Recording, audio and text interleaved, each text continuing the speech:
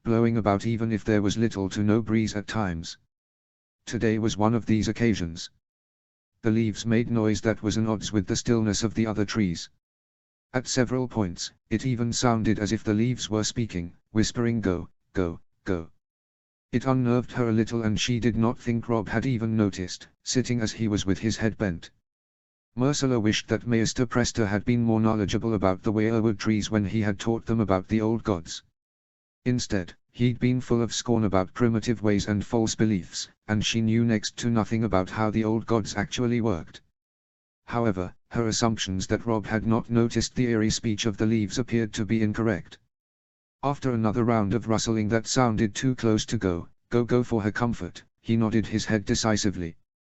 He lifted his head, and when she saw his face, gone was the frown that had seemed etched there for the past week or so. His eyes looked brighter and his step was lighter when he rose up and held his hand out to help her. She turned to leave, as they always did, but his hand on her shoulder stopped her and she spun back to face her. "I am leaving," he said. Her heart skipped a beat before it began to thud heavily in her chest, and her stomach seemed to gnaw at itself as she dissected his words and tried to understand them. Was he leaving the north completely, or was he taking his men and just leaving her instead? "What do you mean?" she asked, anxiously. "I will leave tomorrow." Ursula frowned then in confusion, and his thumb came up to smooth her brow. "I am going to reclaim my home. It is about time." "Winterfell." But how?" Rob smiled at her. "The way I have been planning for the past couple of years." He laughed at her bemused expression. "What did you think I was doing in the Wolfswood, Ursula? I wasn't planning on living here, picking off your uncle's men until they decided they'd had enough and wanted to return south. I always planned to retake Winterfell. It is mine." "Are you insane?" "Rob, you cannot take Winterfell without a lengthy siege, and you will never manage that. My uncle will send word to my grandfather or to Lord Bronn, who hold the Sewin lands. You cannot hope to shoot every raven out of the sky. One is bound to slip through. And then they will muster men and cut you to shreds outside the walls of Winterfell." He laughed then, and she wondered if he had lost his wits. If living in such a fashion as a dead man for such a long time had irreparably damaged his mind. "Do not worry, sweeterling," he said. "There are things afoot that I have spent long moons putting into place." She wanted to focus on his endearment, but despite wishing to hear such sweet words from his lips, her mind was overtaken anxiety for his safety. The very real prospect of this being the last time she was alone in his company reared its ugly head, and she could not bear the thought. "Don't," she said urgently. "Rob, don't do this. There will be no coming back from this." He misunderstood her words deliberately, she thought. "I do not plan to come back. It is time to move on. I came here seeking answers, and I have been given them." Ursula looked fearfully over Rob's shoulder and into the weeping eyes of the weirwood tree. The blood-red sap was dripping quicker than she had ever seen it, and she shivered at the sight. "Please, Rob," she pleaded, hoping to sway him. His hands came up to cup her face, and he rested his forehead against hers. "It is time, Ursula," he said, and his breath fanned hotly over her cheeks. Surging up onto her toes, she pushed her lips against his. Her actions took them both by surprise, but Rob recovered first. One hand dropping from her face, to snake around her waist and pull her closer to him. The other slid into her hair, anchoring her face as he deepened the kiss. Lost in the delicious wet heat of their kisses, Ursula had no idea how long they spent entwined with each other. She had kissed a few other men before, harmless boys who posed no threat to her reputation, but it had been nothing like this. She could think of nothing but where her lips meet his and how hot his hands were as they ran up and down her back and gripped her hips. Her own were planted firmly in his hair as she attempted to drag him even closer to her. So when grey wind brushed against them, his nose butting against their sides, she jumped back with a startled squeak. "I know, boy," Rob said, his hand disengaging from her to run loving over his wolf's head. "It is time to return." Ursula wondered if her lips were as red and swollen as Rob's were. If the way that they tingled was any indication, then they were. Licking them, she stepped further away from Rob, but he did not allow her to go too far, his hand entangling with hers. "I have no plans to die this close to my goal, Ursula. I wish I could tell you more, but I do not want to burden you with any more conflicting thoughts whilst I am gone." Her eyes flew to his where his lips curled up slightly and his eyes were soft with understanding. Yes, I can imagine how hard this has been for you. I have had my own guilt to bear for falling in love with you. I fought it, hoping it was nothing but a strange fascination, but your cousin saw through me and I have since given up trying to deny it. You love me, she asked shakily. For all that has passed between our families, I should not feel the way I do about you. Yet, I do. She barreled into him, her arms clinging to him as she buried her face in his neck. Stay safe, my love, she said. Not just for me, but for your people. They yearn for a Stark king again, even those who do not know you are alive. He kissed her forehead and then her nose. I will come back for you. She huffed out a laugh. You better. No one else know where I am and I do not want to die in these woods. Sansa could hear her lord husband before she even opened the door. The events of the past moons had taken its toll on his temper. He was short with his men, clearly wanting some answers, but there never were any. Just mysteries and disappearances. How can a whole battalion of men just vanish? Tyrion asked, as Sansa opened the door and put the tray of refreshments down on the desk. It is not possible. There must be something other than a few stray horses that have returned. We found the remnants of some kind of skirmish, Alyn, the master of the horses, said. And the remains of your cousin's men. Any sign of Davin? Not that we could see, Alyn replied, looking uncomfortable. What is it? Tyrion asked, irritably. Well, just that I am not sure we would recognize your cousin even if he had been there. What does that mean? Sansa asked, quietly. Alyn shot her an uncomfortable look and hesitated to answer. I believe my lady wife asked you a question, Alyn. It was the wolves, my lady, Alyn said. By the time we found Davin Lannister's men, they had already been dead a day and the wolves had been at them. Sansa's stomach recoiled at the thought. Wolves, Tyrion muttered. It's always wolves in this damn region. Alyn just stood there as stoic and calm as ever.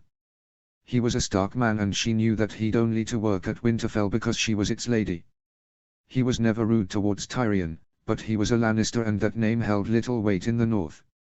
You may go, Alyn, Tyrion said with a dismissive wave of his hand. Sansa, ever courteous, gave the master of horse a smile as he left the room with a murmured goodbye to them both. Seeing that Tyrion's goblet was empty once more, Sansa refilled it with some of the Arbor gold that her lord husband enjoyed so much and shipped into White Harbor at no little expense. My father is going to be furious, Tyrion remarked. There was little Sansa could say to that. She did not care much for Tywin Lannister, disliked him as much as she despised Cersei and had little sympathy for anything that upset the Lord of Casterly Rock. He has been threatening to pay a visit to Winterfell. He is unhappy that there is still no heir, and with Myrcella missing and Davin seemingly dead by bandits in the Wolf's Wood, he will definitely come. The thought of Tywin Lannister in her family home made her sick. The man who had orchestrated the downfall of her family and had masterminded the death of her mother and brother in such a vile act that the repercussions were still felt across Westeros today, roaming the Stark stronghold. She did not want him to stride through the corridors where her father had ruled or nose his way into the Godswood and sneer at the heart tree that had always been so precious to her family. Her blood boiled at the thought of him going into the crypts, seeing the statue she'd had built for her father, when his bones had finally returned to Winterfell 2 years past. There was also a statue of Robb, but no bones because they had never been recovered from the twins, and her heart hurt to think of a Stark buried in some mass grave, far away from Winterfell. Her lady mother's body had never been recovered either, so she was not buried in the Lycoyard here, or had she been given a river burial as per the Tully way. Bran and Rickon were also there, their little charred bodies buried close to their father. Sansa had made sure that statues of Grey Wind, Summer, and Shaggydoag also were carved, alongside her lady. There was nothing for Arya. Sansa could not bear to create a memorial for her missing sister when she still had so much hope that one day she might turn up at the gates of Winterfell. She dreamed of laying eyes on her sister and having her last remaining true-born sibling with her. She had been in correspondence with Jon Snow, too. He wrote periodically, ostensibly to update the Lord Protector of Winterfell on the status of the Night's Watch, but there was always a missive for Sansa and she knew that he liked to check that she was well, but he had never traveled down to Winterfell, despite her hints that the Lord Commander of the Night's Watch would always be welcome.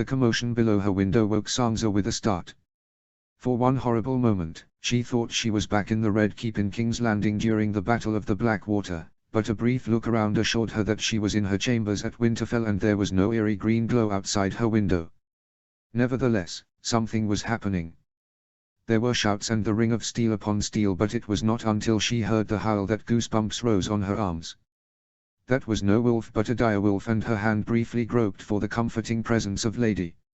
However, Lady had been gone for years, yet another ache that weighed down on her heart like the loss of her family did. Flinging the covers back from her bed, Sansa grabbed her robe and pulled it on quickly as she made her way to her door. Was Winterfell under attack? She grasped the handle and stopped, puzzled, when it refused to budge. Her door was locked. She tugged again and again, getting increasingly agitated. She had strict orders that her door never be locked, as it reminded her of being a prisoner in King's Landing and of how helpless she had felt. Whirling away from the door, Sansa made her way to her window, pushing her face flat against the pane as she tried to understand what was happening. It appeared as if there was definitely a fight of some kind happening, as she could spy a frenzied whirl of shadows below. There were muffled cries, too, ones of both pain but also jubilation. However, she could making nothing out until there were rousing cheers and a sudden shout of Winterfell, Winterfell! To the king! Apprehension washed through her suddenly.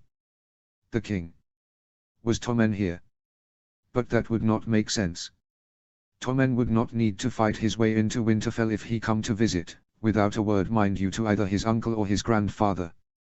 The only other claimant to the throne she could think of would be Stannis Baratheon, but he had not been off Dragonstone for years and his shout would not be of Winterfell. Mentions of a king beyond the wall flitted into her mind, but again Sansa dismissed them.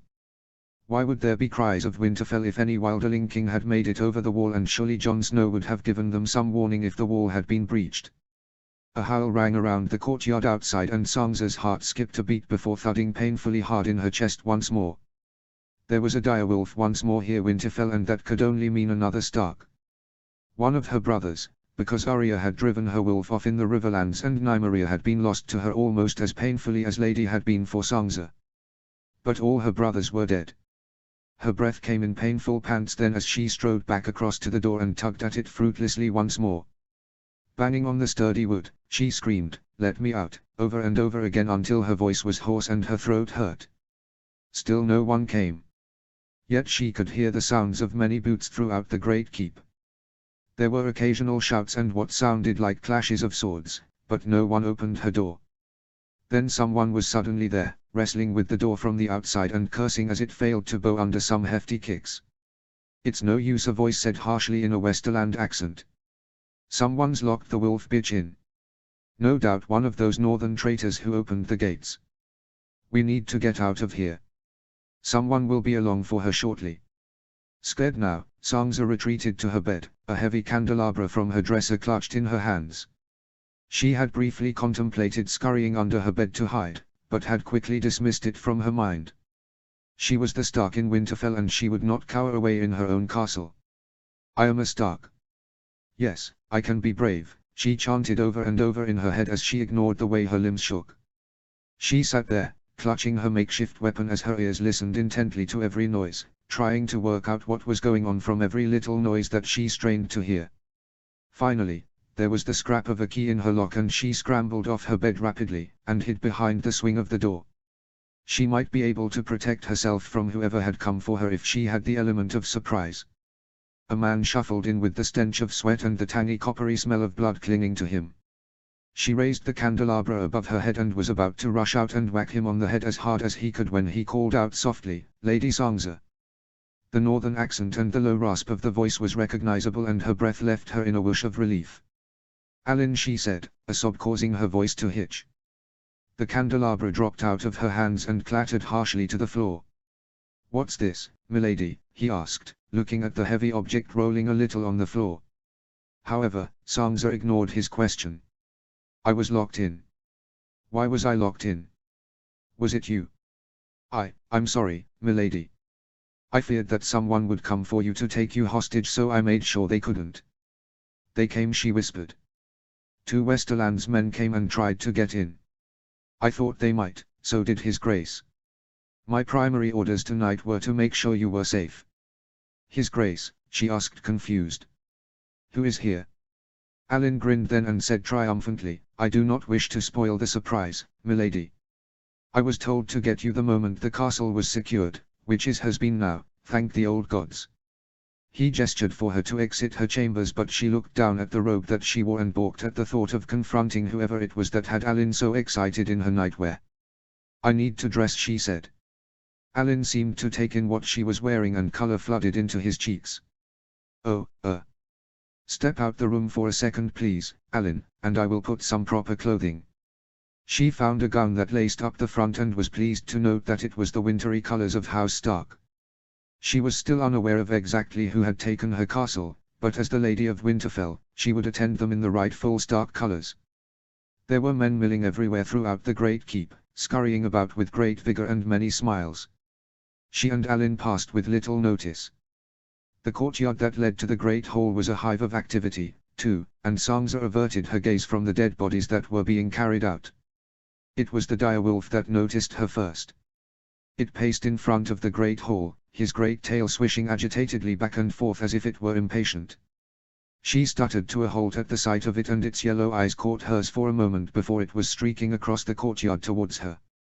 Men yelped and threw themselves out of its way, and Alan tugged on her sleeve to try and drag her back into the great keep, but she brushed his hand off and engulfed the massive direwolf, her fingers tangling in its fur and her mouth pressed into its neck. Grey wind, she murmured as a sob overcame her and tears began to flow. She did not know how long she remained like that, embracing her brother's wolf, but hope soared in her heart at his presence here. If Grey Wind was here, that could only mean one thing: her brother was, too. A warm hand clutched her arm and she lifted her head and looked into the tully blue eyes of her eldest brother. They gazed at each other for an age, and her breath shuddered as she looked upon the first family member she had seen in 8 long years. Robb, she breathed, and for the first time since the news of the Red Wedding had reached her, the sound of his name did not cause an ache in her chest. Robb, it's really you. A tear ran down his cheek as she let go of Grey Wind and flung herself in his arms. It really is you, she repeated as she buried her face into the junction between his neck and shoulder. She felt the huff of his laugh in her hair as he pulled her even closer, his arms squishing her to him as hard as he could. Oh, I've missed you so much, he said, his voice breaking with emotion. Robb rubbed at his furrowed brow as the solar around him erupted into arguments once more. He had thought that taking Winterfell would be the most difficult thing. Regaining the home that he lost all those years ago to his best friend. He should have known better. Should have realized that retaking Winterfell was naught but the beginning. The real trouble would be the politics afterwards, which included what to do with those Lannister inhabitants of his castle. He could not have predicted that Tywin Lannister would be one of his captives. He had planned to draw the old lion out of his den on the Westerlands and thought he had once Devan Lannister had been sent north with an army that he had crushed in the Wolf's Wood. What he had not predicted, however, was that Tywin Lannister himself would come into the north and be at Winterfell. The Lord of Casterly Rock was a bigger prize than he had anticipated, and it was giving him a headache. A soft hand landed on his shoulder and he turned his head to see Sansa looking at him in some concern. His sister had been at his side since he had stormed Winterfell 3 days past. He had worried how she would welcome him. Would she hold resentment for him leaving her in King's Landing all those years ago? After the sheer joy of their reunion, he had stuttered out an apology, one that had lurked in the back of his head for years, one he had not allowed himself to think on for too long just in case he was destined to never meet Sansa again. However, his sister was as generous and as kind as he remembered. She had grabbed his hand, held it to her lips and kissed it with instant forgiveness. Tears had fallen down his cheeks at her actions, and he had been determined to never to let her down again or to underestimate her. Sansa had been elevated immediately to his council. Her knowledge of Lannister family politics extremely useful for a king who'd been living in the wilderness for more years than he had ever ruled from a castle. You are going to have to execute him, Robb, Sansa reiterated quietly. It had been the position she had held ever since he had broached the subject with her. But the reaction from King's Landing if we do such a thing. If we ransom him for our kingdom, then we have a chance at peace. She shook her head. This is Tywin Lannister. He will not allow the realm he dominates to be carved up. Once your return from the dead is widely known, men will dare to rebel once more. The Lannisters failed to kill the young wolf in battle and then with more treacherous measures at the Red Wedding. Tywin knows this. He will not rest until you are actually dead and the Starks are no more. Princess Sansa is correct, Your Grace, Mage Mormont added. He looked back over the table to see that his council was paying close attention to their conversation. Besides, Cersei cannot rally the Westerlands behind her as Tywin does. She is unpredictable, but she does not hold the power or acumen that her father does. She is divisive and easier to exploit. This is our opportunity to land a blow to the Lannister regime and its grip on Westeros, Sansa continued. His sister's words made sense and he knew that. It was also the popular move. His men had been filled with bloodlust since Tywin Lannister had been arrested in this very room. Not executing Tywin would be inexplicable to his forces. His death was justice for the Red Wedding. The North would expect him to administer that justice, and if he didn't then his reign from Winterfell would be off to a bad start. He knew this, but he could not help but think about Myrcella. On her tears when Davon had died. He did not want to be responsible for killing more of her family and bringing her more pain. He loved her, no matter how inconvenient it was, and in the darkest depths of the night, he had harbored hopes of marrying her and making her his queen. She would not want to marry someone who killed her kin. She would demand that he return her to her brother in King's Landing and he would. Besides, it wasn't as if the Lord of Casterly Rock was interested in being conciliatory. Robb thought back to the one conversation he'd had with Tywin Lannister on the previous day. The old man had been defiant even in capture, refusing to treat with Robb and insisting on calling him the rebel Robb Stark. The choice he had to make was clear: Tywin Lannister needed to die. He could not allow his heart to dictate his politics once more. Turning to his council, Robb stated, "It has been decided. Tywin Lannister will be executed on the morrow." There were nods and smiles all round, but Robb could do nothing but sink back into the chair, not the one his father had sat in, which had burned with most of Winterfell, but a newer one with carved wolves and lions cavorting all around. It felt oddly satisfying to make the decision in this travesty of a chair.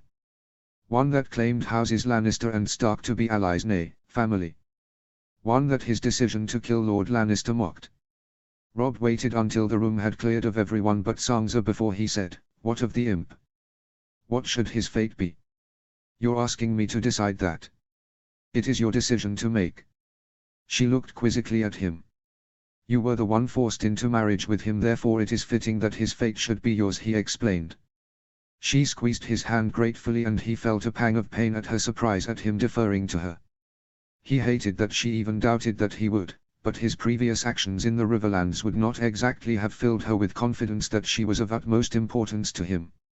He regretted his decision to not have swapped the Kingslayer for her every day, despite knowing how much it would have cost him politically with his men. Being separated from his family for so many years had reinforced just how important they were. Sansa had not reproached him for that decision when they had spoken of it. She had smiled sadly and told him she'd always understood his decision. That she would not have been deemed valuable enough for him to swap Jaime Lannister for. Her lack of anger had made him feel even guiltier. The choice to leave her in King's Landing should never have happened. He had recognized that even as a callow youth of 6 and 10 years when his kingship began to fall apart around his ears. The fact that even Sansa recognized that his bannermen would not have accepted such a decision did not make him feel any better about what had happened, and he would spend the rest of his life trying to show her how important she truly was to him. "Would your men accept me making that decision? If anyone has any objections, they can raise them with me." Sansa stood then and walked to the window, her face pensive as she looked out over the hustle and bustle of the main yard. "Do not execute him, Robb." He drew in a sharp breath. He wasn't sure what her choice would be prior to this conversation. She had made sure Tyrion's cell was comfortable but had visited him briefly on all 3 days he had been held prisoner, but her support for Tywin Lannister to die had made him unsure of just where she stood when it came to her Lannister husband. "He usurped my position here, Sansa, and married you by force. He ruled over my domain as if he was its master." She turned to face him, leaning back against the windowsill. "He had little choice in that, Robb. He was ordered by his father to do all those things. Tywin isn't like our father was." He scoffed.